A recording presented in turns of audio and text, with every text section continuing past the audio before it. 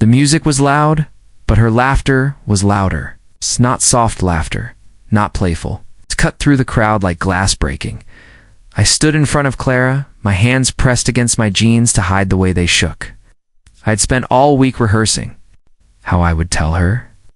I thought maybe she'd be proud. "Why are you smiling like that?" she asked, her voice carrying over the chatter of the bar. "I just told you," I said. "I've got a plan, a business, app idea. I've already started sketching designs, and I found someone who might invest if I can prove it works." Her friends leaned in, eyes bright with curiosity. Clara's lips curled into a smirk. "You're serious?" she said. "Yes," I replied, trying to hold her gaze. "I'm serious. I know it doesn't look like much now, but I believe in it. I believe in myself." Clara tipped her glass back and laughed again, louder this time. "You all hear this?" she said to her friends. "He believes in himself." One of them giggled. Another shook her head. My stomach tightened. "I thought you'd understand," I said. "Understand what?"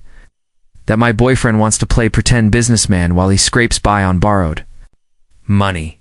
She leaned forward, her silk dress shifting just enough to show she knew how to keep attention. "James, you couldn't even pay for dinner last week. You begged the waiter to let you pay later. Now you're talking about companies." "I'm not begging anymore," I said quickly. "I'm working. 3 jobs. I'll figure it out. I'll make it happen." Her nails tapped against her glass. 3 jobs, and still nothing to show. Do you know how sad that sounds? My jaw tightened. "It's not nothing. I'm building something. Success takes time." "Time." She laughed again, shaking her head. "That's what every failure says. Give me time. One day I'll make it. Do you know how long I've waited already? Do you know how many chances I gave you?" "You knew I was broke when we started," I said. "You knew I was trying." Sighed dramatically and leaned back, making sure everyone was watching. Trying is just another word for losing. You think potential pays rent? You think potential buys diamonds?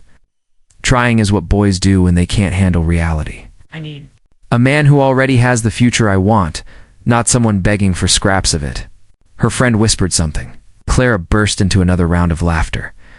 I stared at her, fighting to keep my voice steady. "You're really saying I'll never be enough?" Her eyes locked on mine, cruel and deliberate. "Not for me. Not for anyone like me. You'll always be chasing." And I don't chase. The words sliced through me. My chest ached. My palms burned with sweat. Wanted to shout, to shake her, to remind her of the nights she clung to me when she had nothing. But her smile told me the past meant nothing. "I thought you believed in me," I said, voice low. "I believed in fun," she said. "I believed in the excitement of dating a dreamer. But dreams fade fast when reality hits. The reality is that you're not going anywhere. It's not now, not ever." Her friends were silent now, watching me like spectators at a cruel show. "You'll regret saying that," I whispered. She tilted her head, amused. "No, James, you'll regret thinking you ever had a chance with me." I clenched my fists. "So that's it. You're done with me because I don't have money. I'm done with you because you'll never be more than what you are. And I refuse to tie myself to a man who drags me down." I took a step back, my heart hammering. "You think money makes a man? You're wrong," she smirked. "Money, power, presence, that's what makes a man. Look around you. You see anyone here clapping for your speeches about the future? No, they're clapping for the men who already own it." The room felt too small, too hot. I wanted to disappear. "You'll see me again," I said, my voice shaking with both anger and promise. "Maybe," she replied, swirling the wine in her glass. "But when I do, you'll still be the boy chasing dreams while I'm standing next to someone who made them real." I turned to leave. Behind me, her voice carried, sharp enough for every ear in the bar. "Don't take it personally," she called. "Some men are just not built for greatness, and you're one of them."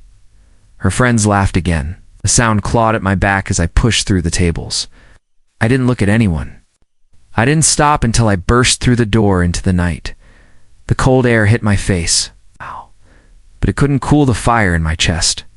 I leaned against the brick wall, my breath ragged. "You'll never be enough." Oh, there. Her words echoed in my skull. Every syllable a wound. My eyes closed. his fists tightening until my nails dug into my palms. One day I whispered into the empty street. One day you'll beg to take those words back. Asterisk, the radiator hissed in the corner of the basement apartment. I sat hunched over a second-hand desk, the screen of my battered laptop glowing against the peeling walls. You can't keep this. Up, my landlord barked from the doorway. I'll have it by Friday, I said, not looking up. You said that last Friday. This time, I mean it, he grunted. If you don't pay, you're out. No exceptions. The door slammed. My stomach growled. I pressed my palms against the desk to steady myself. You'll never be enough, Clara's voice replayed in my head. Her laugh echoed. I muttered under my breath. Watch me. The phone rang. I grabbed it before the second buzz. James, where are the reports? My boss from Job 1 demanded. They're coming. I just need 1 more hour. 1 more hour means 1 less day you work here? Don't test me. The line went dead. I shoved the phone aside and pulled out a notepad. Scribbles filled every corner, arrows linking ideas, numbers underlined twice. My business plan, my escape. My proof that I was not what Clara said. By day, I carried boxes in a warehouse. At night, I flipped burgers. After that, I came back too. The basement and fought with my laptop until sunrise. One night, my coworker at the diner leaned against the counter, shaking his head. Why kill yourself like this? So I'm not staying here, I told him. You say that, but look. At you. Bags under your eyes. Hands shaking. Man, you're already breaking. I'd rather break building something than rot standing still. He sighed. You'll never change. I will. The weeks bled into months. Rejection emails filled my inbox. Investors laughed. Some never replied at all. Kept going. Do you sleep? The warehouse manager asked one morning as I staggered through the shift. Not really. You'll end up in a hospital. Maybe, but I'll get there first. Get where? Farther than this place? He shook his head and walked away. Every insult, every laugh, every sneer burned like fuel. I could hear Clara's voice. Whenever I wanted to quit, I used her as my fire. Then one night I got a call. This is Miller and Associates. We reviewed your pitch deck. Let's meet Monday. I dropped the phone. My chest tightened. For the first time in years, the door cracked open. The meeting was brutal. They drilled me with questions, tore apart my numbers, tested my every answer. I stood firm. At the end, the lead investor leaned back. You're relentless, he said. I have to be. He smiled faintly. We'll fund a trial run. Don't waste it. That first contract led to a second, and a third. Small deals turned into bigger. Ones my nights of cold air and borrowed time gave way to offices, real offices, with my name on the door. At 32, I looked in the mirror and barely recognized myself. The suits fit.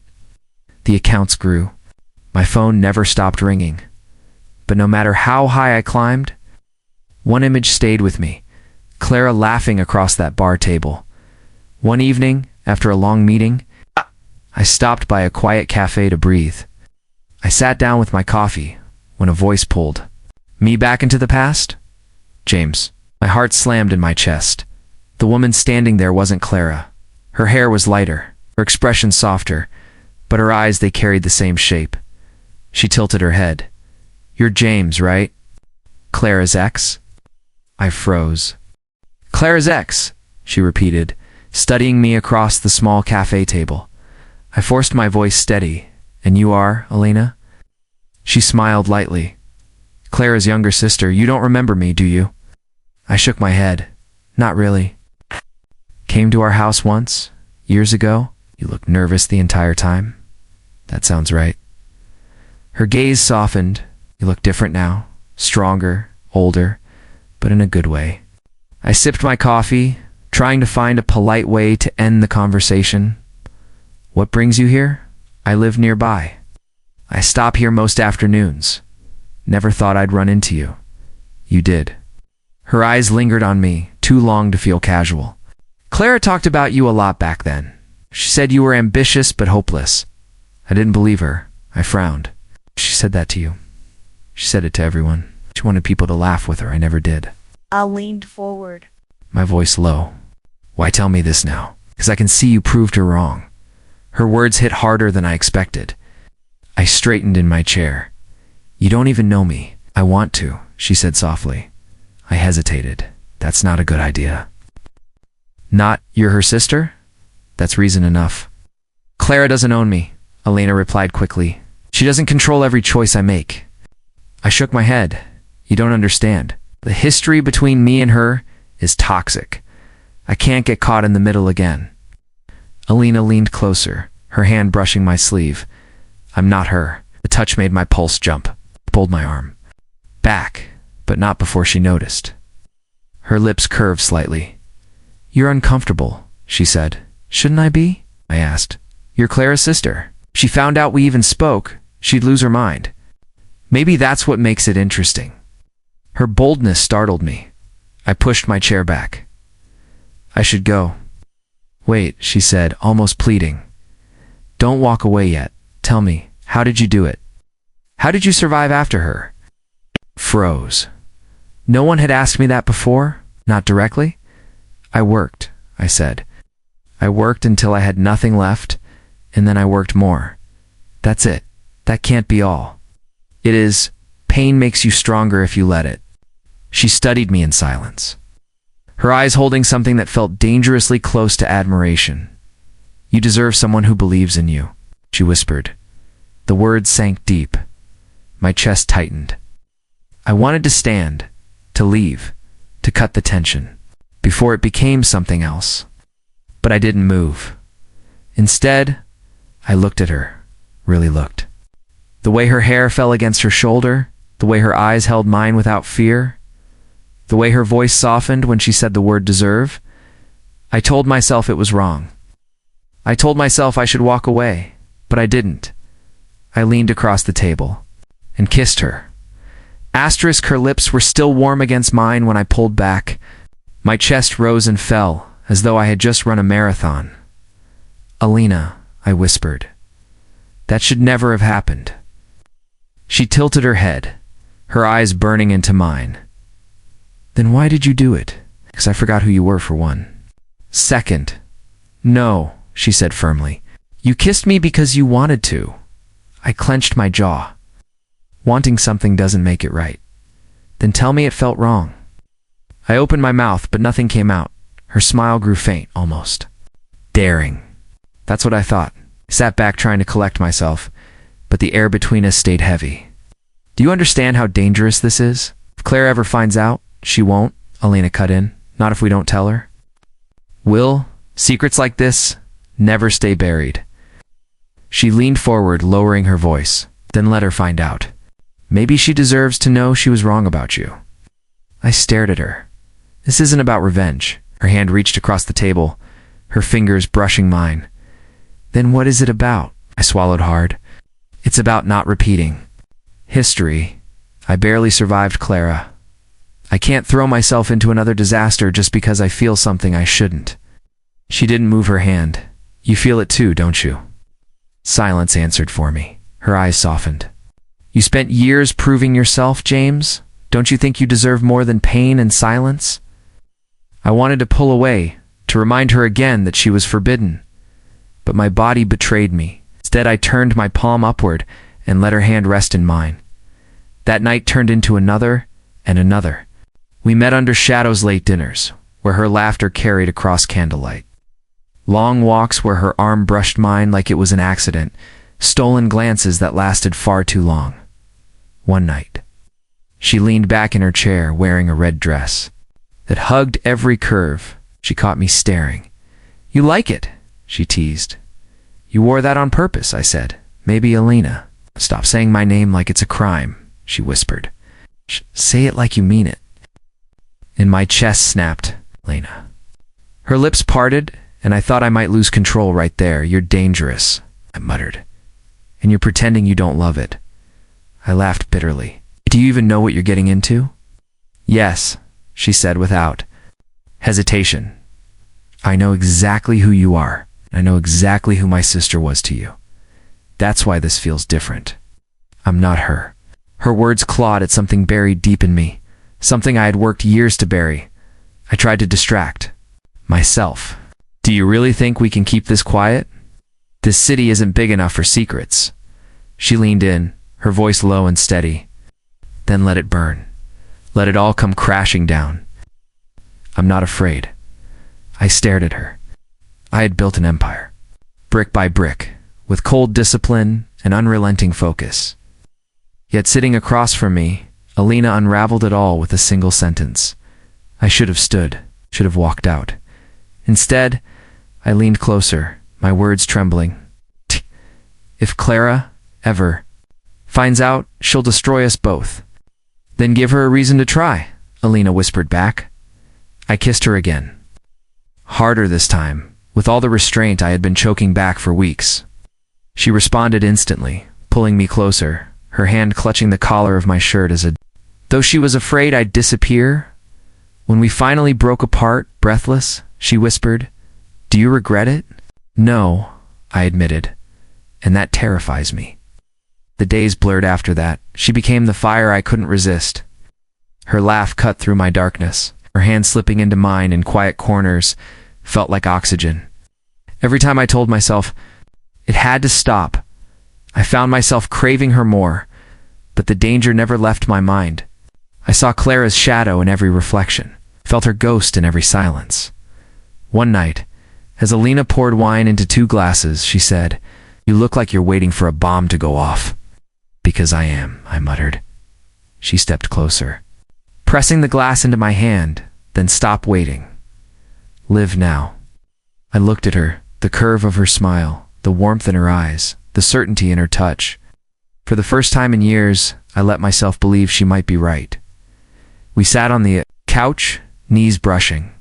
She leaned into me, whispering stories from her childhood, secrets she had never told Clara. I listened, feeling the weight of her against me, the rise and fall of her breath. Then came the moment I had dreaded, swift and merciless. The door burst. Open, Elena? Her voice, sharp, familiar, unforgiving. Clara, asterisk. The moment Clara's eyes landed on us, the air in the room cracked like glass. Her lips curved into a smirk. Well, isn't this cozy? I shifted slightly, but Elena didn't move her hand from my sleeve. She looked calm, yet her grip tightened, as if she wanted Clara to notice. Clara's eyes darted to that touch, then back to my face. I didn't think you'd sink this low, James. Funny, I said evenly. That's exactly what I used to think when I was with you. Her smirk faltered, just for a heartbeat, and she laughed, sharp and cold. You think I care who you waste your time with now? You do care, I replied, but you wouldn't be standing here trying to convince me you don't. Elena's voice cut through. Clara, maybe you should go. Clara turned slowly, her eyes narrowing. Oh, sweetheart, you think you matter to him? You're just a placeholder, a shadow of what he already lost. Elena didn't flinch. Then, why are you so afraid of me? The silence that followed burned hotter than any insult. Clara's jaw tightened. I stood. This isn't your home, Clara. You don't get to walk in here and throw stones. Her gaze snapped to me. You think you've won something, James? You think being with her makes you stronger? I don't need to win, I said quietly. I just need to be free. Her laugh came again, but softer this time, tinged with something raw. As free, you'll never be free of me. We both know that. I felt Elena's hand brush mine again, grounding me. I met Clara's eyes. Watch me. For the first time since I'd known her, Clara's mask slipped. Just for a second, I saw fear. She covered it fast, stepping closer, her perfume wrapping around me like smoke. James, she whispered, you remember what it was like? The nights we had. The fire. You think she can give you that? I clenched my fists. I remember every lie, every time you made me feel small. That's what I remember. Her voice lowered further, almost trembling. But don't pretend you didn't. Love me. Elena rose from her chair. He doesn't have to pretend. He doesn't love you now. Clara's head snapped toward her. Stay out of this. I won't, Elena said. Not when you're trying to drag him back into the pit you left him in. Clara's eyes glistened. Pit? Is that what he told you? That I ruined him? He wanted me. He begged for me. I stepped forward, my voice sharp. I begged for honesty. I begged for respect. You gave me humiliation. Her lips trembled, but she forced another smile. You think you're different now? You think she makes you better? She already has, I said. The crack in her armor widened. She looked between us, searching for some foothold she no longer had. You'll regret this, she whispered. No, I said.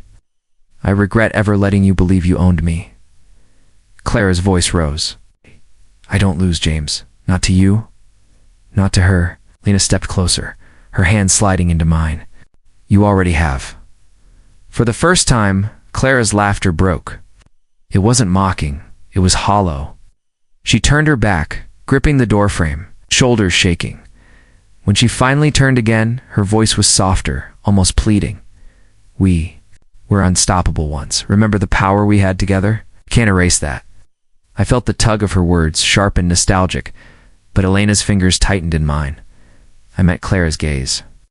I don't want power with you. I want peace. Her eyes flashed. Peace is boring. You'll come crawling back when you realize that? No, I said firmly. I'd rather burn than crawl. Her lips parted, stunned at my defiance. For a heartbeat, she seemed small, vulnerable. Then she straightened, her voice dropping to a whisper laced with venom. You'll regret choosing her over me. Elena's voice trembled when she said it. I need to tell you something, James. I searched her face. What is it? Her hands twisted together, nervous. You think you know me, but you don't know everything. I stepped closer. Then, tell me. No more walls between us. Her eyes glistened. I have children. I froze. Children, twin girls, she whispered. 3 years old. My chest tightened. You're serious. Her chin lifted, even as her voice shook. Their father left before they were born. I've been raising them alone. I didn't tell you because I thought the second you found out, you'd walk away like he did. I reached out, brushing her arm.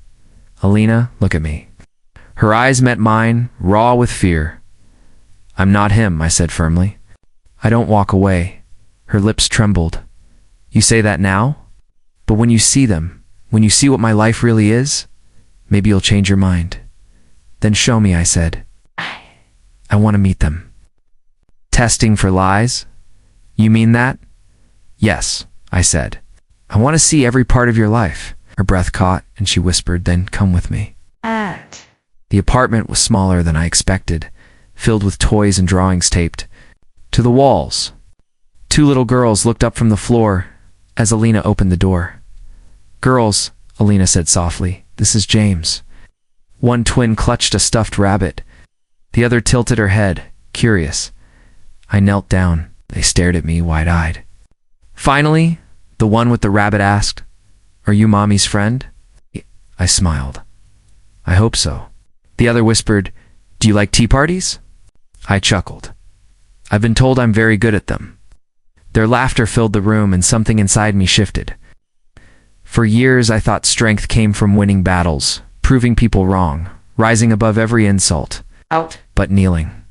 There, listening to them giggle, I realized none of that compared to this. Elena stood in the doorway, watching with tears in her eyes. Do you see why I was afraid? She said softly. This is my whole world.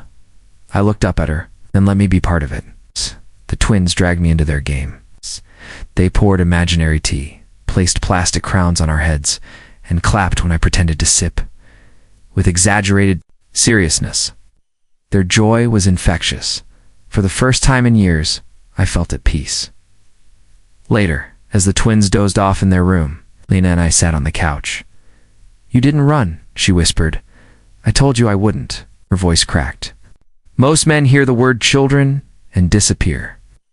I'm not most men, I said, and I don't see a burden. I see a family.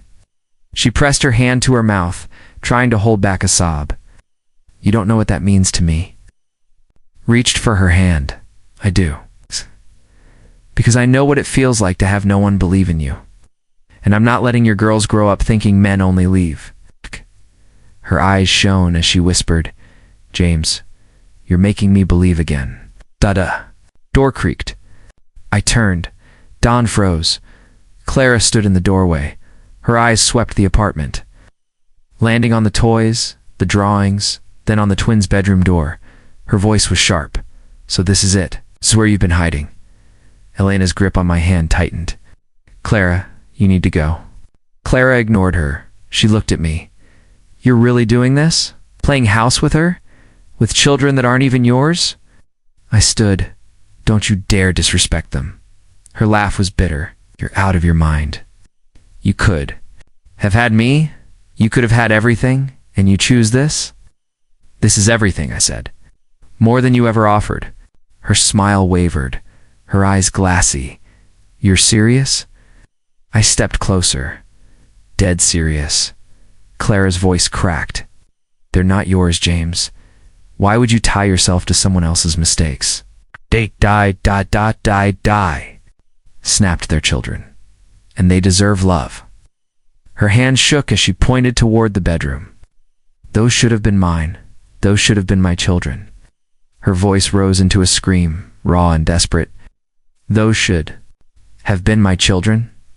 The room fell silent. Elena's breath caught. I stared at Clara, and for the first time, I saw her not as powerful, not as untouchable, but as broken. The twins stirred in their room. Elena rushed to check on them, leaving me and Clara locked in silence. I stepped forward, my voice low and steady. That's the difference between us. See children as trophies. I see them as the only thing that matters. Her tears spilled, but her smile twisted. You'll regret this, James. You'll regret choosing her family over me. It didn't blink. No, I'll regret ever wasting a second thinking you could be part of mine. Elena lit the candles on her cake, the twins clapping as the room filled with laughter. I stood behind them, my arms wrapped around her waist, and for a moment the world felt safe. Then my phone buzzed. Single message. You can't erase me, Clara. I slipped the phone back into my pocket before Elena noticed. She turned, smiling. What's wrong? Nothing, I said quickly. Just someone who doesn't matter. But Clara mattered, if only because she refused to let go. The next morning, I was waiting outside my office. James, she called, stepping into my path. I clenched my jaw. What are you doing here? Her lips curled into a smile. Think you can parade around, play family man, and I'll just disappear? I lowered my voice. This isn't the place. Oh, she leaned in, her perfume sharp, intoxicating. Then make it the place. Tell me to my face, you don't want me. Say it loud enough for everyone to hear. I stared at her, the lobby silent around. Us. I don't want you. Her smile faltered, but she forced it back. You'll regret humiliating me. I already regret wasting time believing you cared, I shot back. Her eyes burned, but she stepped aside, letting me pass. I knew. It wasn't over. That night, Elena's voice was cautious. She came to me, she said. My stomach dropped. What? She found me at the park. She said you were only with me because you wanted revenge. You'll never love anyone the way you loved her. I cursed under my breath. And you believed her? Elena's eyes welled with tears. I didn't want to, but the way she spoke, so certain, so cruel, it got in my head. I cupped her face, forcing her to meet my eyes. Elena, I chose you. I chose your girls. Nothing she says changes that. Her tears spilled over. I want to believe you. Then do, I whispered. Because she's trying to poison us. Don't let her win. Days later, Clara cornered. Me again. This time, she didn't smile. You think you're better than me? She hissed. You think that little apartment, those kids, that broken woman make you stronger? I held her gaze. Yes. Because with them, I finally know who I am. Her hands shook as she grabbed my arm. You'll regret this. I'll ruin you. I'll ruin her. Yanked free. Try, and you'll prove to everyone what you really are. She laughed bitterly. What am I, James? Lonely, I said, and desperate. For the first time. Her mask cracked. She blinked back tears, furious at herself for showing weakness. Elena grew stronger through it all. I saw the toll it took. One night, after putting the twins to bed, she whispered, "She won't stop, will she?" I shook my head. "Not until she realizes she's lost." Her voice trembled. "And if she never does?" I pulled her close, and we'll remind her. Every day that we're not afraid, she kissed me, soft but certain. And for the first time since Clara started her games, I felt hope. But Clara wasn't finished. She showed up at a charity event, dazzling as ever, leaning against the bar with a glass of champagne. When I passed, she brushed my arm.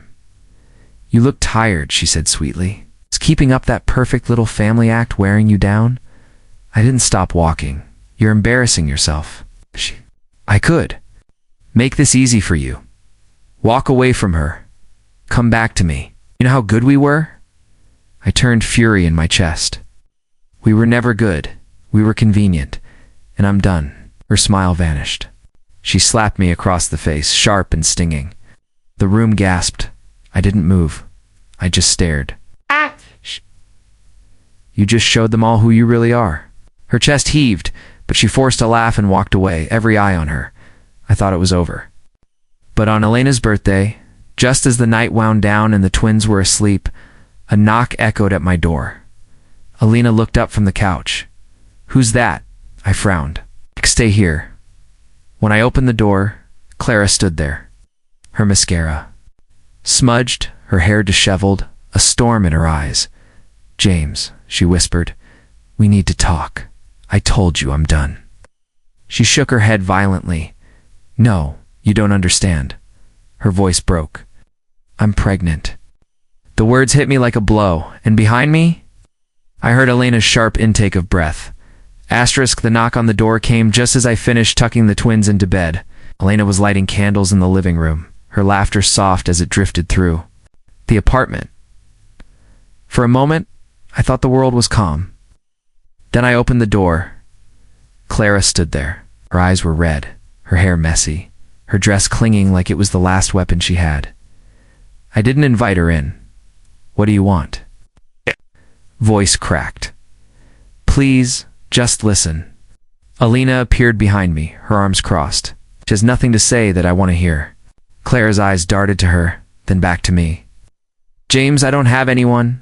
My family cut me off. The friends I thought I had disappeared. The money is gone. I've lost everything." I kept my voice even. "That was your choice." She stepped closer, her hands trembling. "I was wrong. I should have chosen you when I had the chance. Look at me. I can't sleep. I can't eat. I watch you with her and those children, and it tears me apart. I should have been the one by your side." Elena let out a sharp laugh. "You had your chance. You laughed at him when he had nothing. Now you show up begging when he has everything." Clara's eyes filled with tears. "I thought he would fail. I thought he was too small for the life I wanted. But look at him now. He's stronger than anyone I've ever known. He has what no one else can give me." I stared at her, my chest tight. "You don't want me. You want what I've built. You want the home, the stability, the family. But love isn't something you beg for when you're lonely." She reached for me, desperate. "Please, James, give me one more chance. I'll change. I'll do anything. I'll be the woman you deserve." Elena stepped between us, her voice sharp. "You don't deserve him. You don't deserve this life.